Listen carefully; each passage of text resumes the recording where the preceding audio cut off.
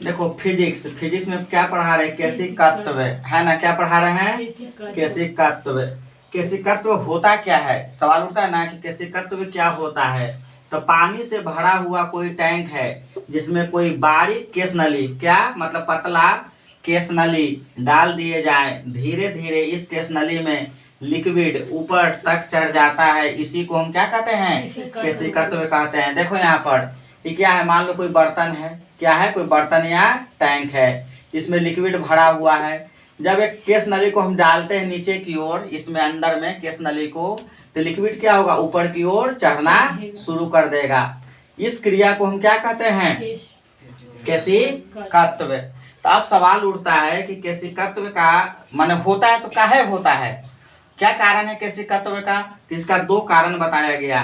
कौन कौन दो कारण है, पहला है पृष्ठ तनाव, क्या है, पृष्ठ तनाव। तो पृष्ठ तनाव तुम लोग को बताए थे, इसका एग्जांपल दो पृष्ठ तनाव का एगो।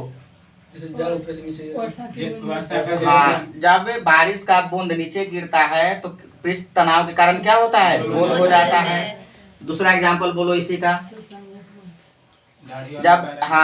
जब पानी से दाढ़ी बनाने वाला ब्रश को बाहर निकालते हैं तो वो आपस में चिपक जाता है, किसके कारण, पृष्ठ तनाव के कारण। फिर दूसरा क्या है, ससंजक बल, क्या है, ससंजक बल, है ना।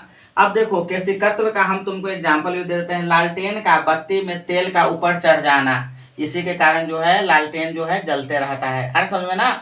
दूसरा क्या है, जड़ों द्वारा मृदा से जल का अवशोषण करना, है ना। जड़ जो लेता है मृदा से जल अपने लिए करता है ना पूर्ति, तो किसके माध्यम से करता है वो, केशिकत्व के माध्यम से। तीसरा देखो, तौलिए का एक किनारा पानी में डालने पर धीरे धीरे इनका दूसरे किनारे तक भीग जाना, ये किस कारण होता है, केशिकत्व के कारण।